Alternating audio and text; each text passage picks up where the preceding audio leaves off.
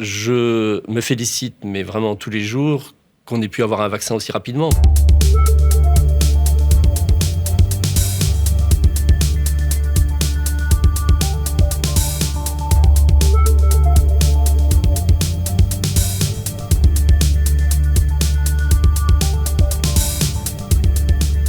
Bonjour.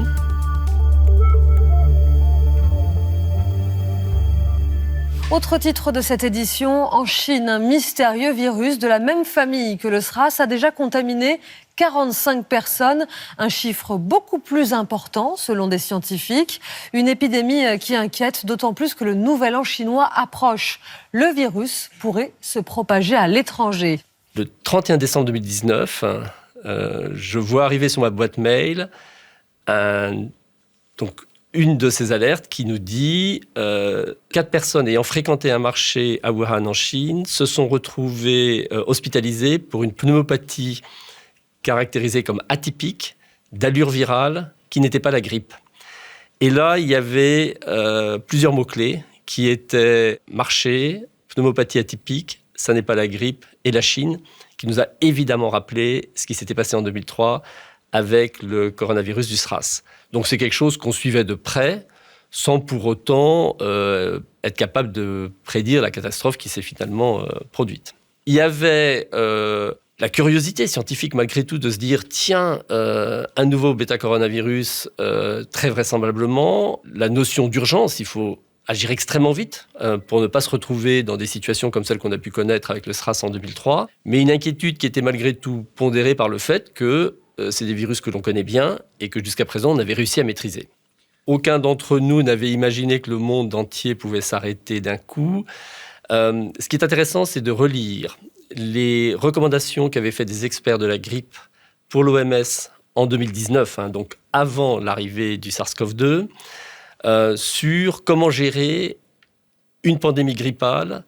Et il y avait toute une série de degrés de sévérité. Et quand vous allez regarder la ligne extrême sévérité, à aucun moment, il n'est suggéré, par exemple, de confiner les populations chez elles. Moi, je me souviens avoir vu, il y a peut-être 15 ans, je ne me souviens plus exactement, le film Contagion de Soderbergh, qui m'avait frappé par... de tous ces films un peu catastrophes sur des grandes épidémies ou pandémies, c'est celui qui, je trouvais, avait tapé le plus juste sur la plausibilité du scénario. C'était dans le déroulé du film et puis l'enchaînement qui suit l'apparition des cas, leur dissémination, des mesures prises par les gouvernements, puis la crainte des populations de se retrouver incapables d'avoir accès aux médicaments ou aux vaccins, des émeutes, etc., reproduisait ce que l'on pouvait craindre et redouter d'une épidémie où effectivement on se sentirait tous individuellement menacés et où on se bat pour sa survie.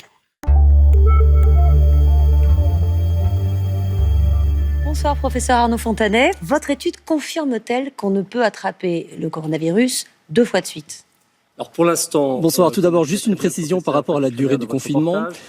Il y a eu hier 3000 personnes. C'est une reprise à bas bruit, rationnel. Je pense que la stratégie qui est suivie aujourd'hui est vraiment celle de la concertation.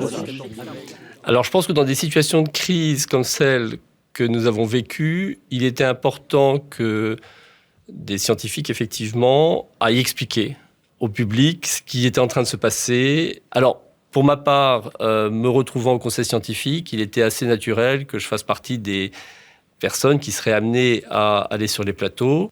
Sur les grandes lignes, on était en phase, et puis il y avait quelques voix dissonantes. Et malheureusement, ces voix dissonantes ont pu être amplifiées par des médias qui, eux, voulaient voir du débat, et parce qu'aussi ces voix dissonantes, évidemment, représentaient pour une fraction de la population qui espérait que les choses puissent être différentes que ce qu'on leur racontait, représentaient une forme d'espoir. Visite surprise à Marseille, à l'abri des caméras officielles. Emmanuel Macron à la rencontre du professeur Raoult, capté par ces images amateurs. Le président est venu prendre connaissance de ses recherches contre le Covid-19. Car depuis près d'1 mois, l'infectiologue mène un essai clinique. Un traitement à base d'hydroxychloroquine, molécule dérivée d'un médicament contre le paludisme. Alors je ne me prononcerai pas sur des questions politiques, et les motivations qui ont pu amener Emmanuel Macron allait voir Didier Raoult.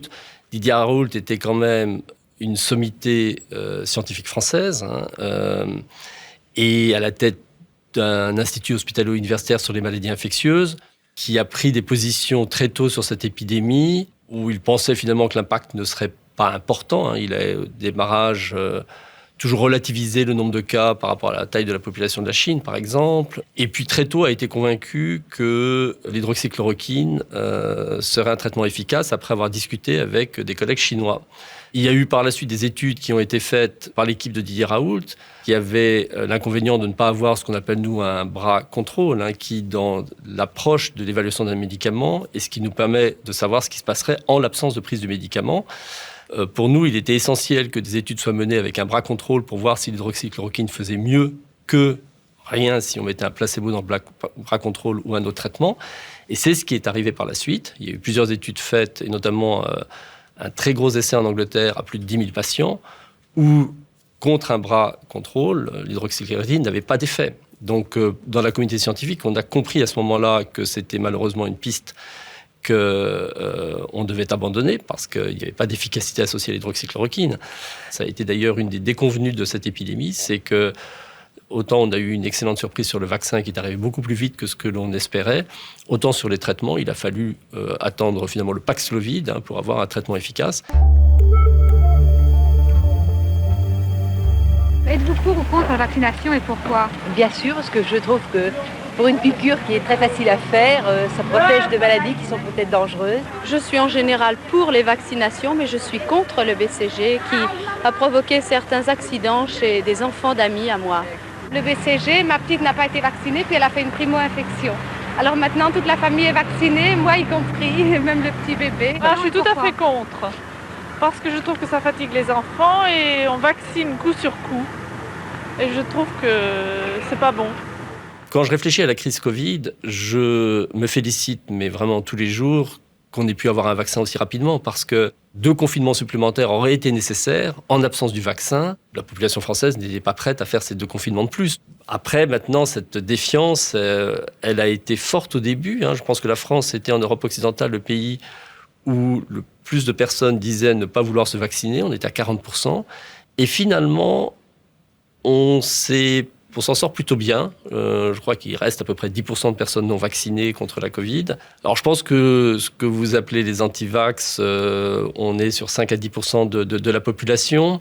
Dans les analyses qui ont été faites sur cette population d'anti-vax, on retrouve des gens qui peuvent être, pour certains, de façon tout à fait sincère, très inquiètes d'effets indésirables, mais que je pense elles imaginent, mais qui ne sont pas documentés, parce qu'on a quand même, notamment sur le vaccin de la Covid, foule d'études qui ont été faites. Aucun vaccin n'a été autant étudié et on connaît très bien aujourd'hui quels sont les effets indésirables qu'on peut lui attribuer. Mais bon, voilà, ces personnes-là ont une certaine défiance par rapport à ce type d'études scientifiques.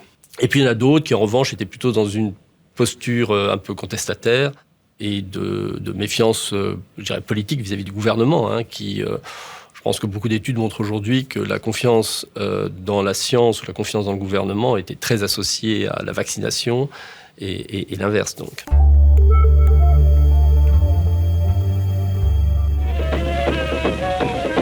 Le médecin français, lui, a le vaccin et tout ce que la science apporte chaque jour. Déjà, il a installé sa tente et tout de suite s'est mis à agir. De 30, 40, 50 km parfois, on est venu le voir. Il conseille, il soigne, il vaccine. Le rôle qui lui est tracé est en effet avant tout prophylactique. Il convient surtout de prévenir les maladies, les infections, les épidémies. Alors les images qu'on vient de voir me rappellent mon grand-père maternel qui a fait partie de la première promotion du Pharo, qui était à Marseille, l'hôpital où étaient formés les médecins qui allaient partir dans les colonies. Je vois des images encore qui nous étaient montrées de photos où il est à cheval avec ma grand-mère et une caravane derrière qui ressemblait à celle qu'on voit dans les westerns avec la bâche, où j'imaginais que les enfants devaient se trouver à Madagascar, partant pour 3 semaines pour trouver le poste où il allait être basé. Et je ne peux pas m'empêcher de me dire que, voilà, quelque part, ça a un peu imprégné mon cerveau pour que plus tard, j'ai eu l'envie, une fois que j'étais médecin, de partir moi aussi en Afrique et en Asie travailler.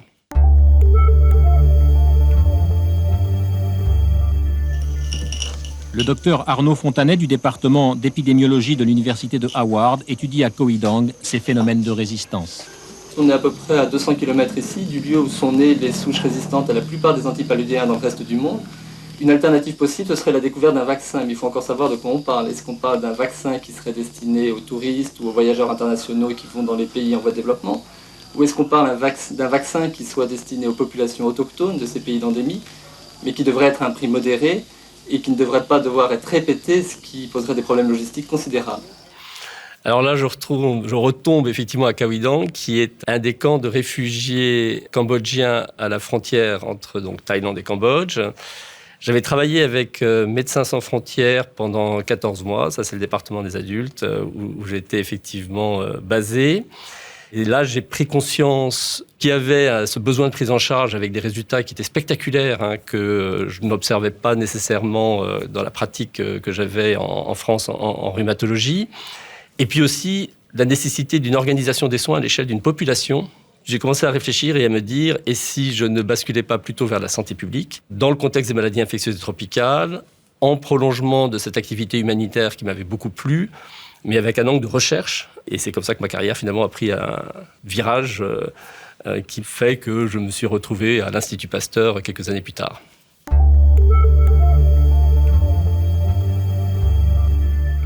Cette petite digue a une histoire. Lamartine venait s'y recueillir. Et c'est ici, à Brison-Saint-Innocent, sur les bords du lac du Bourget, que Joseph Fontanet a sa propriété de famille. 50 ans, ancien député centriste rallié à la majorité, ministre du Travail en vacances, père de 5 enfants responsable de la politique française de la population, il vit ici ses dernières heures de détente avant le Conseil des ministres de demain. On me voit sur les images, oui, je suis l'enfant qui a 9 ans avec un pull marine, voilà. Alors ça, c'était des moments pour nous vraiment privilégiés où on récupérait notre père pour 1 ou 2 semaines l'été, puisqu'il était donc au gouvernement à l'époque, ministre de Georges Pompidou, il travaillait énormément, mais tout au long de sa vie politique, il a toujours gardé 1 à 2 semaines au mois d'août. Alors, il venait avec ses dossiers, mais il était présent avec nous. Et on pouvait profiter de sa présence, en faisant du bateau et aider.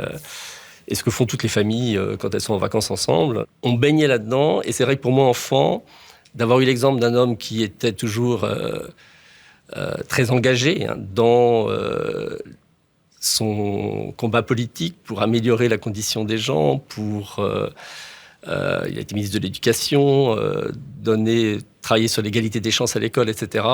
Forcément, ça m'a marqué. Hier soir, à l'issue d'une conférence économique à Viermes, dans le Val d'Oise, Joseph Fontanet regagne seul au volant de son véhicule, une Renault 5 de couleur foncée, son domicile situé 36 boulevard Émile Augier, dans le 16e arrondissement à Paris. Il stationne son véhicule près de sa propre porte d'entrée et transporte son matériel de projection dans son appartement au 2e étage. Il est un peu plus de minuit lorsque Joseph Fontanet redescend, il se dirige vers sa Renault 5 pour fermer son coffre à clé. C'est alors que d'une voiture, un homme fait feu sur lui. Plusieurs balles calibre 11,43 l'atteignent, dont une au poumon, puis son ou ses agresseurs s'enfuient. On n'a jamais su qui était à l'origine de cet attentat. À titre personnel, je penche pour la thèse du crime fortuit. Ça reste pour moi la thèse la plus vraisemblable parce que mon père était complètement retiré de la vie politique à l'époque. Mon père était ce qu'il était, un homme simple, engagé, extrêmement intègre. Il y avait cette continuité dans le caractère de mon père et son action qui sont restées absolument intactes. On en est resté du coup avec la mémoire d'un homme exceptionnel qui, elle, a continué de nous accompagner.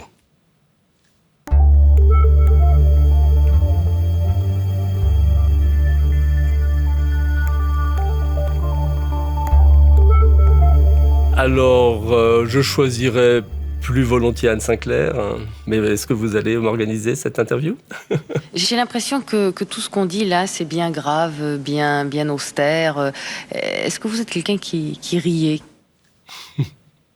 Alors oui, je suis quelqu'un qui rit. J'ai la chance d'avoir une famille et des amis nombreux. J'aime beaucoup plaisanter.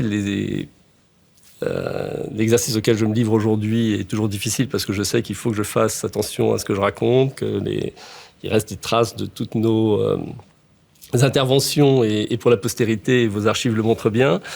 Mais non, je suis quelqu'un qui a une vie sociale riche et qui aime beaucoup être entouré de famille et d'amis.